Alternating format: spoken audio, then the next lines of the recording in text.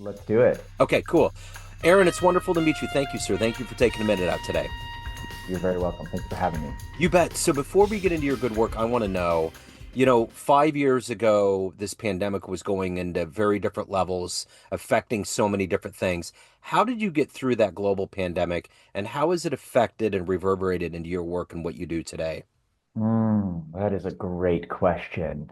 To be very honest with you, that had a big effect on how I got to where I am today.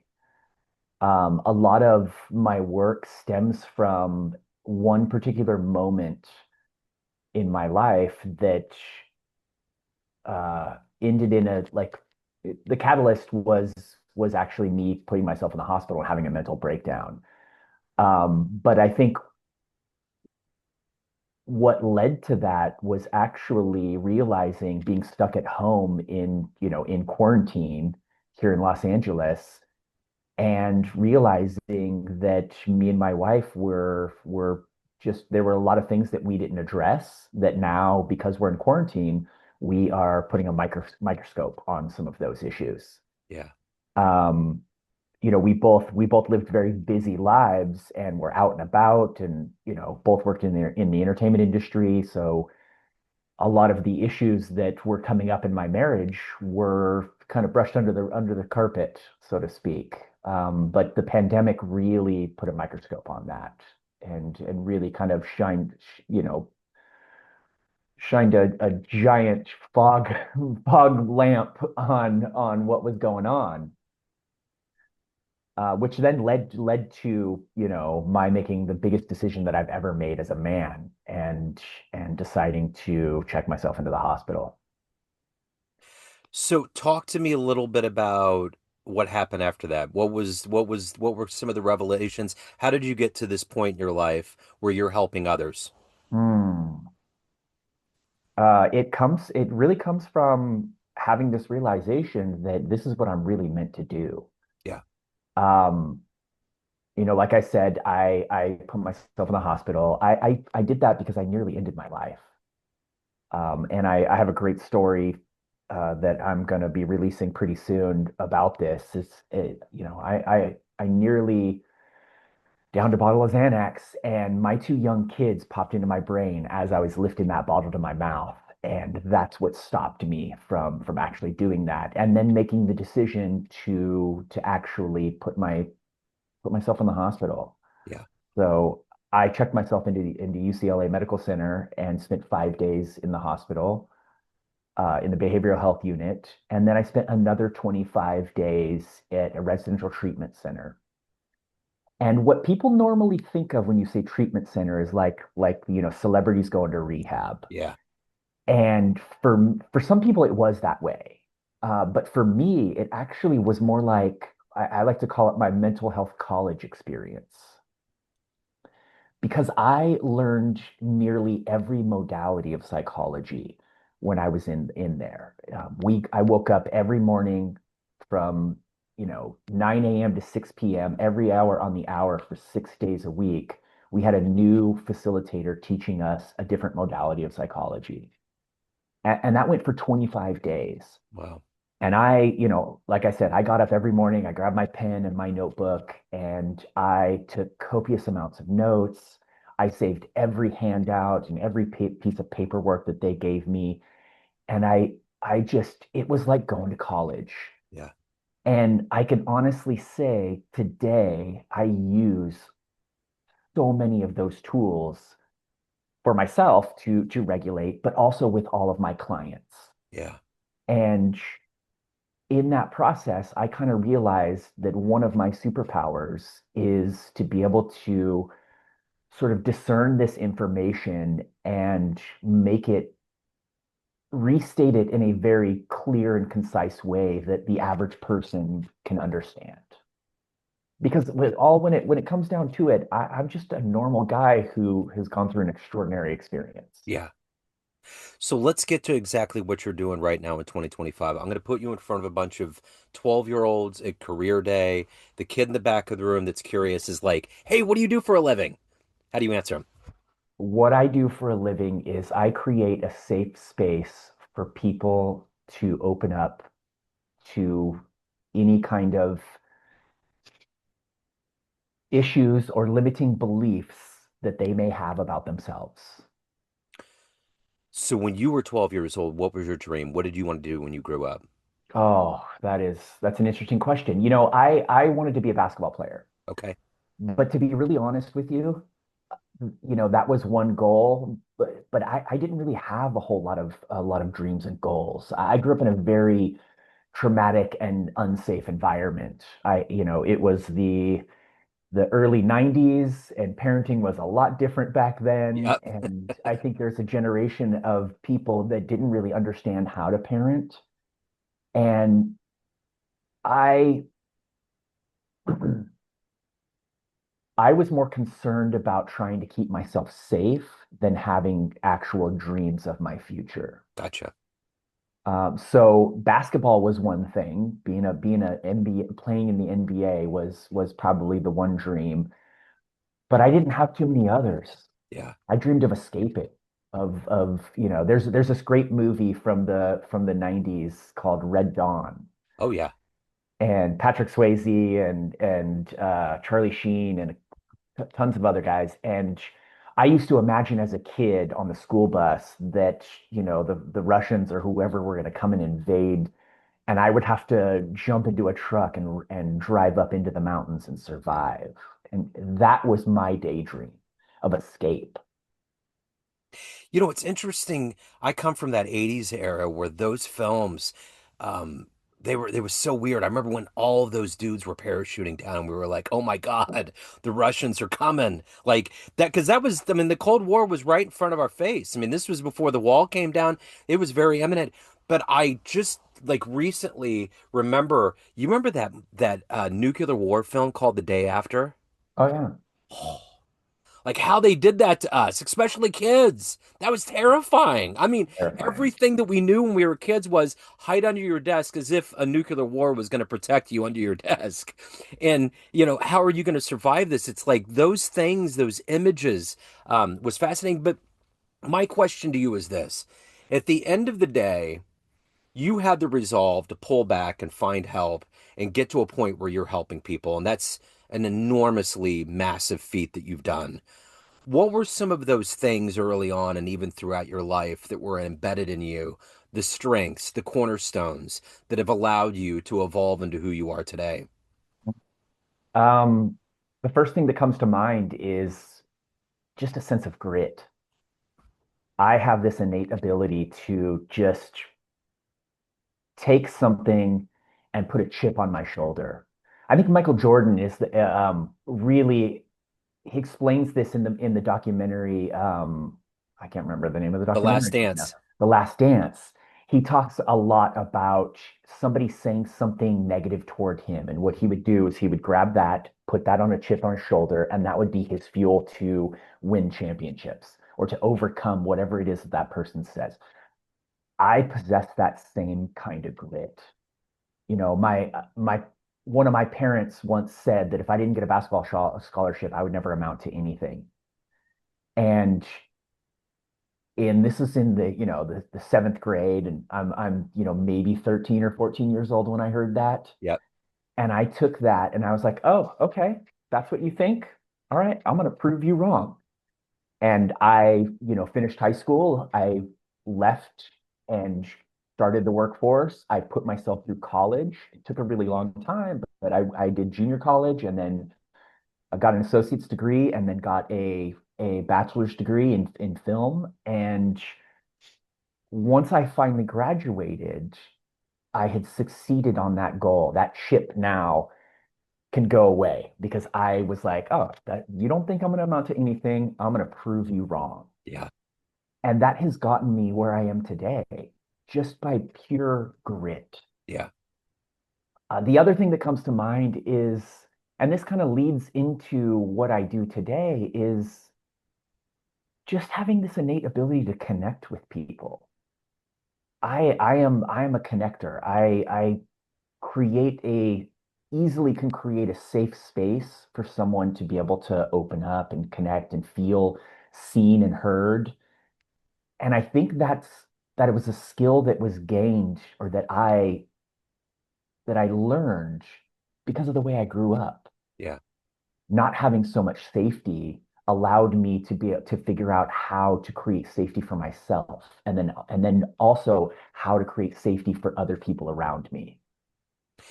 Was there a particular person? Was there like a hero for you in your life that helped you get to this point? Yeah, I mean there's a few. I like to call them expanders. Yeah. There's a few people in my life that have been expanded my ability or my goals or whatever that is.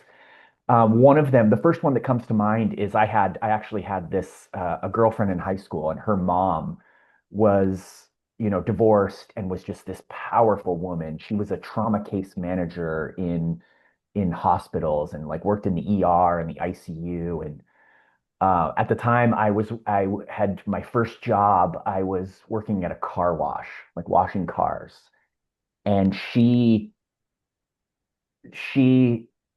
told me one day, she's like, I'm going to get you a better job. You're going to get a job at a hospital with me, and you're going to carry a CB radio around, and you're going to wear scrubs, and you're going to make twice as much money as what you're doing right now. And I got an interview, and sure enough, I got the job all because of her recommendation. And that changed my life. Yeah. Like I instantly went at 17 years old or 18 years old to making minimum wage to, making a wage that a lot of people in normal jobs don't have. I mean, I was making 30, $40 an hour at 18 years old, and that's what paid my college. Yeah. And it also gave me experience that I could go to any hospital, any part of the world or any country, and give them a resume of this obscure department in the hospital, and I could just get a job. Yeah. And that's what I did. And I owe it all to Sharon. She kind of set me up for that. The second person that comes to mind is, and we're still friends today, is my best friend from the seventh grade. And he is now a PhD in psychology and is a world-renowned author and just an incredible human being. But he opened his house up to me and convinced his parents to basically allow me to kind of live there. Yeah. And so for me, seeing how he grew up and how his parents were, it was kind of a sanctuary. Yeah. And it really informed me on how I want to model my parenting whenever I got older. So that had a really big impression on me. And to this day now, I have two kids that are 8 and 10 years old, and they're the exact same age as my best friend and his brother. And so I think that openness and that kindness that he showed me and showed, had his parents show me, had a huge effect on how I grew up. So, working in the entertainment industry, everyone that decides they want to go down that route, there's this ideological notion of what this is going to be like, what the career is going to be like, the fame, the fortune, being around all these big shots. But then there's the reality of what it's actually like. What was the largest chasm of what you envisioned that career to be and what it actually was, what it turned out to be? I'll be very honest with you. I don't have a lot of nice things to say about the film industry, Right. but to answer that question, the biggest chasm that I experienced really was the very first day of working in the film industry. Yeah. I went to film school. I focused in documentaries and cinematography. And immediately I thought, oh, I'm going to be a cinematographer, and I'm just going to walk into the film industry and I'm going to get a job as a cinematographer. And the first thing that happened was, no, no, no, no, no. You're going to work as a production assistant. You're Yeah. going to be getting coffee and cleaning up the trash and doing all these things. And you're going to spend several years working your way up in in the film industry. And that degree that you have, that means nothing. I mean, it meant a lot to me because I Sure. achieved a goal, and that was a huge deal. And I needed to grow as a human being through that process. But as far as like to lead to a career, it meant nothing. I started from the very bottom and had like everyone else and had to work my way up. Yeah. It's interesting. I wanted to get into sports broadcasting and I got a job at this place in Kansas City called Signal Hill. And it was this conglomeration of TV and radio. And I was doing pre and post game production work for the Kansas City Royals. And I was a production assistant, I think technically was my intern title. But I was the guy that would go out and get food before the baseball game from this place called the Hereford House, a steakhouse, because we played ads, and I may or may not have gotten food during that run. Talk about a humiliating thing. Now, I brought it all back, and all of my heroes that were DJs at the time. There was a guy named Skid Rohde, Marty Wall, all these cats, all these people. I was in radio, but it was that humiliation. Like, you have to grovel, you have to be at the bottom. And if you have the fortitude and you grow enough nerves on your spine, you're going to get to where you want to go. But it is wild how that world, I just thought this pristine world of all this wonderful equipment and these voices and Paul Harvey during the breaks. Oh my God, I finally found broadcast heaven. It's like, all right, kid, you're going to go get food and you may get to eat, you may not. And it's like, it's weird how those worlds kind of come together because there's this ideology that we all fall victim to where we think something's going to happen. But like with your degree, you had to put a lot of effort and money and time into it. And it's true, when you get out there, it doesn't matter. I mean, I think Steven Spielberg actually took rent on a desk. He wasn't even hired at Universal and put a nameplate and acted like he worked there. And I don't think he had a degree. He was just some guy that wanted to be on the inside and he got in there, you know? Yeah, I mean, and I think there's a reason why the system is that way, Yeah. though. Yeah. It really weeds out the people who really want it and who really don't want it. Yeah. And it's humbling experience to think that you have all of this talent and then have to get coffee or food. Yeah. And that brings something. I actually mentor a lot of young kids that come into the film industry and give them advice on how to navigate the career and navigating freelance and things like that. And one of the things that I say to people is like don't worry about not knowing anything. Yeah. I said, there's at least in the camera department in films and TV shows, a the older guys who are doing it, who are the bosses, they would rather take somebody who doesn't know anything that has a whole lot of hustle than someone who is a bit lazy and knows all of the stuff. Yeah. Because you can't teach hustle, but you can teach someone who doesn't know how to do the techniques that they want, that they need to get done. Yeah. They just want somebody who has a motor, who's just going to go, go, go and work harder than anybody else. So my biggest advice that I always tell people that are coming in the industry is work as hard as you can. Yeah. That will carry so much weight. You mess up, it doesn't really matter. Yeah. Like don't worry about messing up. This is the learning process. You just run circles around everyone else and you'll be fine. So, as somebody that's coaching others to get to a better place, you've obviously seen the darkness. You've been in that spot. So, to help people, you have to delve into heavy stuff in their lives, which probably might bring you back to memories. How do you separate that psychological zygote from you helping somebody and understanding that you were there at one point in your life? What is that motivation for you to do all of this and to still take care of your own soul? Well, I would say for me, there's a connection point. I've done so much work on this stuff and I've learned to tell this story and I've processed all of that stuff that I can actually put that aside. Yeah. And I also can use that as an understanding point and allowing people to be like, hey, you're not alone in this right now. I have also been in that exact same point and I've come out of this and you can too. Because I'm just a normal guy, regular guy who's gone through what's the line? Sorry. I'm just an ordinary guy who's gone through an extraordinary experience. Yeah. And you can do it too. Yeah. So let's do it together because you don't have to do this alone. So let's say you have a dream tonight. You run to that much younger version of you that just wanted to escape into the set of Red Dawn and be done, be away from it, right? And you can talk to that younger version of you and give that version of you a piece of advice based on this life you've led, the evolution you've made, the wisdom you've accumulated. What would you tell that young version of you? What I would tell that young version of me is to not be afraid to use your voice, to speak your mind, and to stand up for yourself. Courage and integrity are two of the biggest things that are in the core of my being. And I think at 40 5 years old, I'm just learning how to be courageous and living in my integrity. So what I would tell my younger self is to actually not be afraid to speak your mind, to say no, to tell someone that that doesn't align with what I want to do or what I want to be.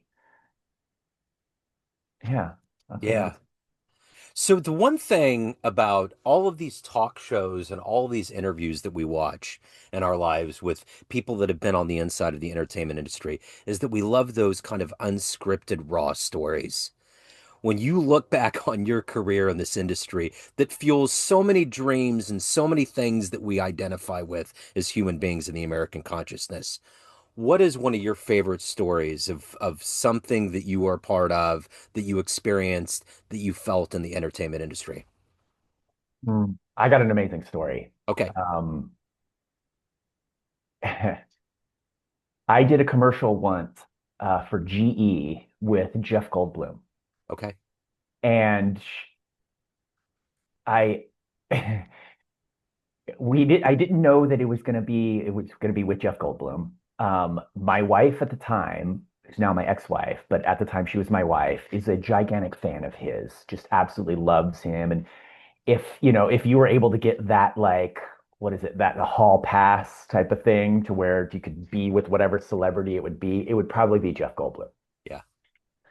So knowing this, I got this job, and he is just an amazing human being. Yeah. And it's a pretty intense environment. And in between takes, he would play this game.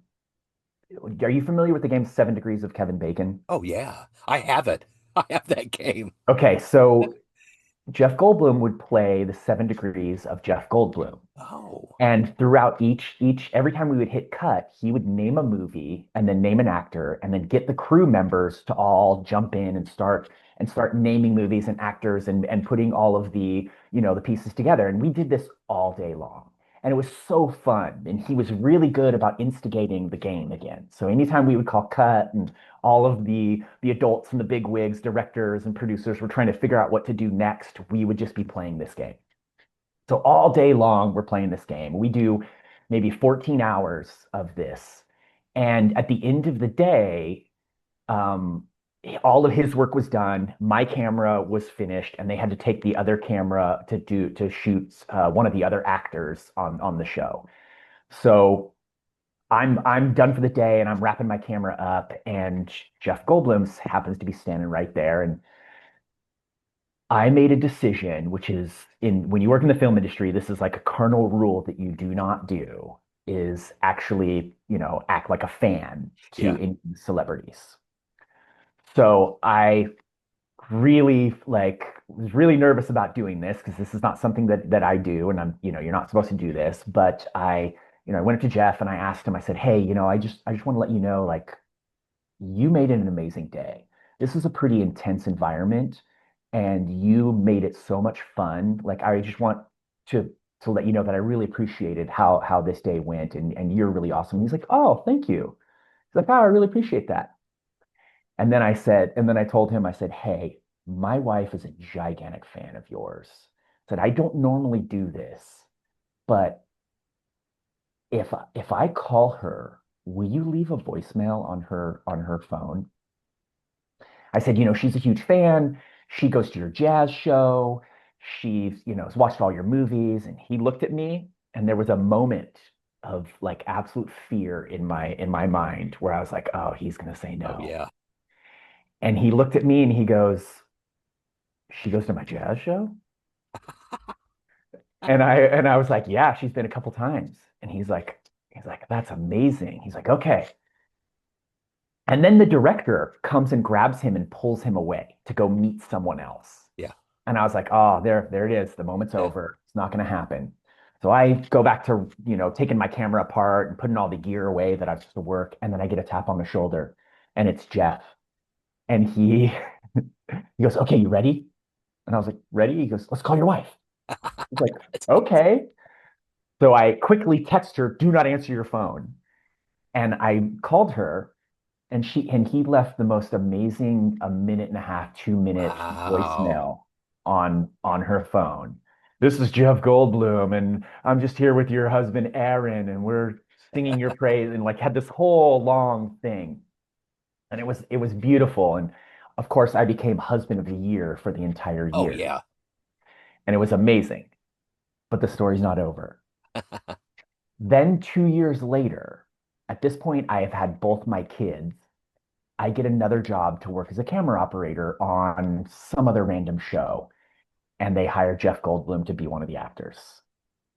So I show up, and as the camera operator, one of the things that you have to do is you actually have to introduce yourself to the actor because we're going to be interacting a lot, and it's just a kind thing to do. And we end up the camera operator ends up doing a lot of talking. So I said, "Hey Jeff, my name's Aaron. We've actually worked together a few years ago on a commercial." And he looked at me and he goes, "Did we leave a voicemail on your wife's phone?"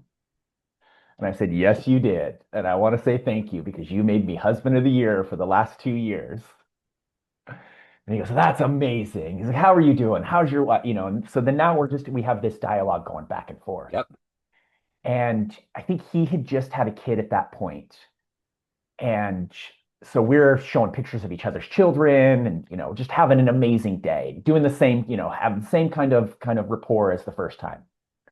So then that ends. And I was like, "Hey, Jeff, again, this was so amazing to work with you, man. Like, this is such an awesome experience again."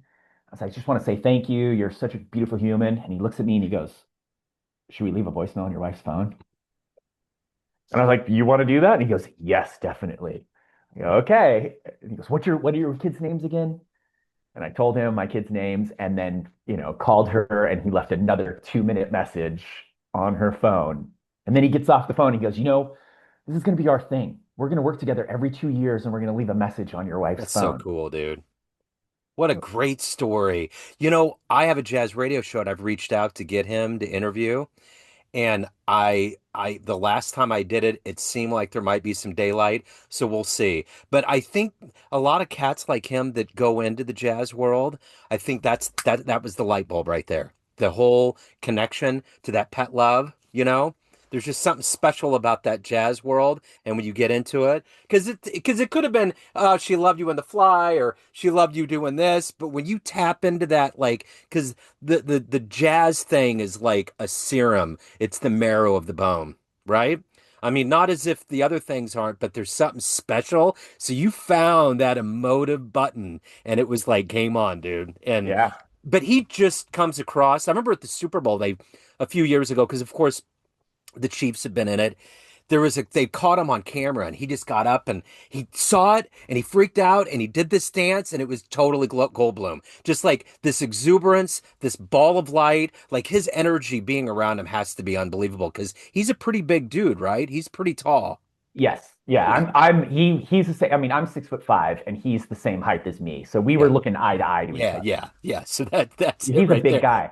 And if Yeah. you ever go to his show, like if you ever have an opportunity that he ends up playing, go to one of his jazz I shows I absolutely will. Yeah, without a doubt. That is dream list. because it's not just him playing like he plays piano and he sings and has a whole band, but he gets up and he works the entire room. Like Yeah. he will have moments with every single person in that room, and like he understands how to touch people in a Yep. way that is like going to give them this like moment for the rest of their life. There's a guy in Kansas City named Lonnie McFadden. He has his own club, and he does the same thing. You walk out of there and you're like, wow, like he's amazing. So I'm curious of everything that you've done and overcome in your life. What are you the proudest of? Being a parent, Yeah, the intention that I put into parenting, all of the things that I've learned. I don't necessarily have it, like I said, I don't have amazing models for parenting, but I know what not to do. yeah. And that's probably the biggest thing is my parenting and not carrying on the generational traumas that I experienced onto my kids. So at the end of the day, Aaron, everyone has a perception of you. Family, friends, clients, colleagues, everyone that knows you, but you run the show. What's your perception of you? Who do you think you are? Hmm. I would say a giant ball of passion, kindness, and compassion. I love it. If anyone wants to hire you, they got questions, they want to reach out, any of the good business, where do they go? I'm very big on Instagram. Aaron M Gamble, Gambel. I have a website. It's aarongambel.com, and I actually just put together a 5-step guide to breaking free from the past and reclaiming your power. So if that's interest to anybody, feel free to message me on Instagram, and I will send you this free guide. That's wonderful. It's amazing, that story of Jeff Goldblum. It's all about Mark Twain's quote. He When he looks back on his life, he doesn't think about what he didn't do, or he doesn't think about what he did. He thinks about what he didn't do. You had a choice in that moment with Jeff to not say anything because you're in that environment, and look what happened. You completely created a tradition. That's so cool. I love stories like that. Aaron, this has been wonderful, sir. Thank you so much. I'll put all the links in the show notes. So great to meet you, man. Thank you for your story. Thank you so much for having me. This was great. Yeah, absolutely. Thank you. Hello, friends. Joe Dimino here. I just wanted to let you know that after 30 years or so, I have finally released my first book of poetry through the mighty Spartan Press here in Kansas City, Missouri. As the creator and host of both Neon Jazz Radio and the Famous Interviews with Joe Dimino podcast, along with being a visual artist, I'm ready to embark on a new adventure and want you to be a part of it. You can get a copy online via Barnes & Noble, Amazon, and actually on the streets in Kansas City at the great Prospero's bookstore off 39th Street. You can also visit joedimino.com for links to the book, to more poetry, and everything in my world, including paintings. Thanks for all of the love and support over the years, and please dig the words.